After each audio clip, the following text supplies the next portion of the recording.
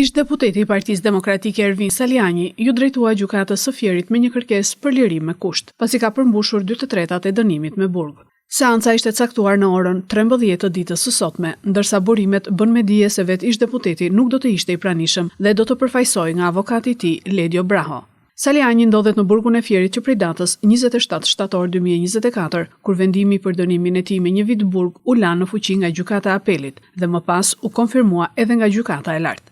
Pas përfundimit të seancës, avokati i ish-deputetit demokrat Ervin Saliani, Ledio Braho, në një prononcim për mediat ka pohuar se seanca është shtyr disa ditë, pasi IEVP Fier nuk ishte dërguar raportin e vlerësimit. Sot ishte seanca parë, nuk mungonte raporti i vlerësimit nga IEVP Fier, kështu që u shty seanca me disa ditë për ditën e martë, në mënyrë që IEVP Fier të sjellë raportin lidhje me kërkuesin zotin Saliani. Pranishme sot ishin gjitha palët, ishte edhe prokurori edhe përfaqësuesi i IEVP-s Fier. Ne bëm relatim në kërkesës tonë.